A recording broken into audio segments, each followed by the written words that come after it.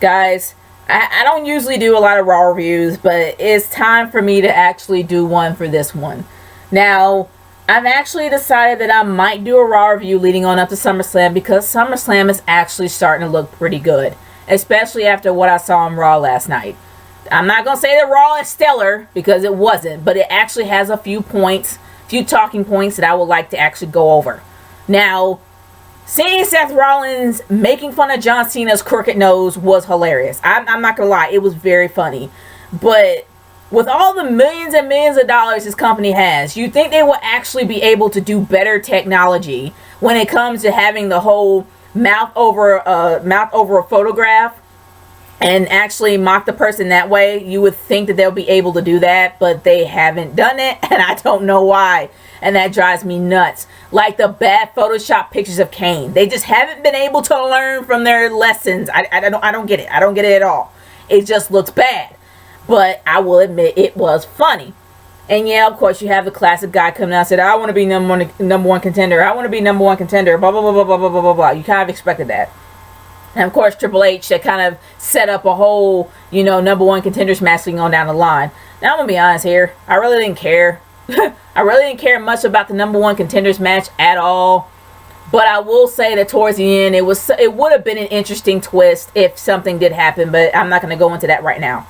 But we had a few Divas matches. Especially the fact that, the NXT Divas, we have Sasha Banks, Charlotte, and Becky Lynch that actually came from NXT is literally putting it on his ear. And I actually do have a video about that, about how I feel about them being on there. As much as I love the NXT Divas, it's a given that they're actually out trumping, they're outshining the main roster Divas. They even outshine the champion. But I'm going to go into that a little bit later. I actually did do a video on that. But let's move on from there.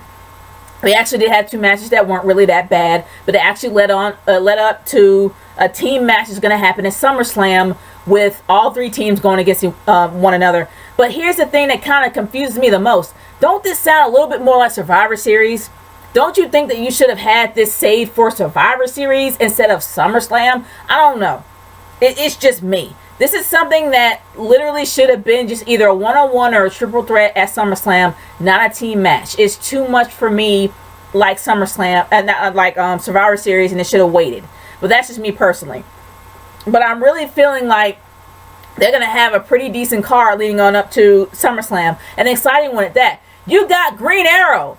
I don't know the guy's name, acting-wise, and for those that do know, by all means, leave in the comments. But this guy is actually teaming up with Adrian Neville, going up against Stardust and Wade Barrett at SummerSlam. This isn't going to be a kickoff match. No, this ain't no way. It has an actor in it. This isn't going to be a kickoff match. This is going to be an actual match on the card, and it seems exciting. When you saw that dude hop over the barricade and literally just put like fist to the face of Stardust, I loved it. I really did.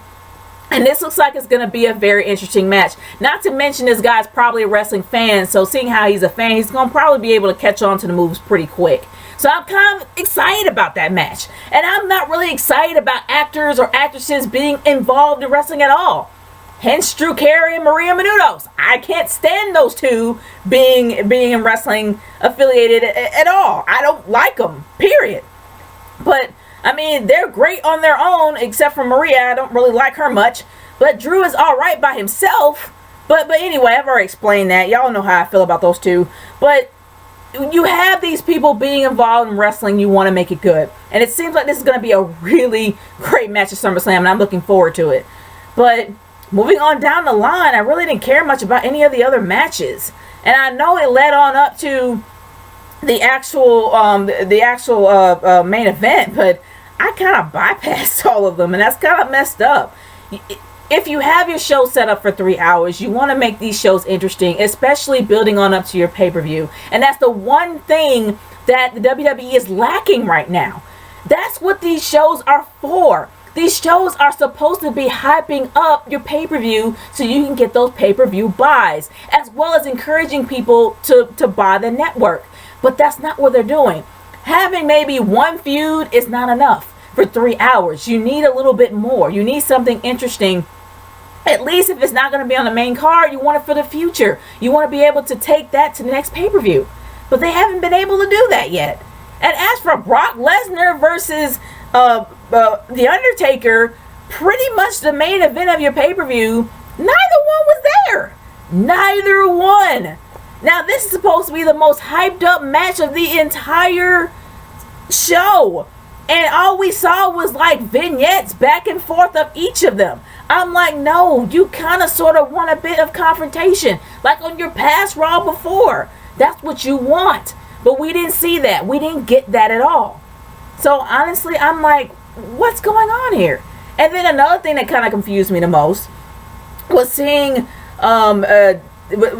Dean Ambrose and Roman Reigns going up against the Wyatt family, when that's going to be a match at SummerSlam. Honestly, guys, you were better off just having a match with a random guy and then have an interruption. Or a match with someone who can bring a good match and then have an interruption or interference causing that guy to lose. You want to do it that way. You don't want to have them touching early because people won't be interested in that. Especially if it's done clean. And if it's done clean, then you're not going to really be excited about, you know, what's going on. But honestly, I'm not going to say they did it clean. I can't even remember. Hence why I didn't really care about that match. After I saw it, I kind of got cut out. But besides all that, you don't want to have somebody that's going to be on your main card actually have a match just on the show because you want to give the illusion that these people it's going to be a battle. That's just me personally. But after I saw that, I'm like, why are they doing it? And then I just completely cut out and just started talking to my friends, Freddie and Rico, and kind of ignored that match on up to the very end. Now, of course, you're going to have Randy Orton standing tall, given. When has Randy Orton ever been flat on his back in any match that's ever happened? Not any I can remember. But honestly, the biggest twist, it really would have been great if they did this. It would have been great if Sheamus actually cashed in and literally succeeded. Do you know how crazy the fans would have been? Do you know how great the dynamic it would have been on the card to see Seth Rollins lose? Not to mention it would have set up a feud with Triple H. It would have been great if Sheamus cashed in and won. But they didn't really have that happen, did they? No, because they waited too long. And for some reason, there's this ridiculous morality clause that all these referees somehow mysteriously developed that they would not allow the person with the Money in the Bank holder to cash in if the person's incapacitated, which is what everyone's been doing since Money in the Bank came out. For some strange reason, you got these referees that have this morality clause that will not allow the Money in the Bank holder to cash in if the other person is knocked out unfairly. That makes zero sense. It would have been great if they actually allowed Sheamus to cash in and steal the belt, just like what Seth Rollins did at WrestleMania 31. It would have been justice. And then it would have had Randy Orton something to go for. Because Sheamus and Randy can put on a great match. I'd rather see that than what I saw at the ending last night. It was disappointing. It really was very disappointing. But guys, my overall thoughts is this. There are a few matches on the card that's building up greatly, very, very nicely, but it's just not enough to fill in 3 hours. There was a lot of filler that I really didn't care about, and there was some things I was really interested in, and the ending could have been better. You want to have these shows that are prime time to hype up your pay-per-view for those pay-per-view buys as well as for network buys. But I don't know why they're not getting it. But guys, I want to hear your overall thoughts about this Raw. Leave a comment in the comment section below or send a video response if you do those things anymore. But guys, like I said, hopefully this SummerSlam can be just like how it was at WrestleMania 31. I was pleasantly surprised of how great WrestleMania 31 was. I'm hoping they'll do the same thing for SummerSlam, but they really do need to repair these Raws because these Raws really need work. But like I said, I want to hear your thoughts. It's Cigar 30 signing off. Peace out, guys. Later.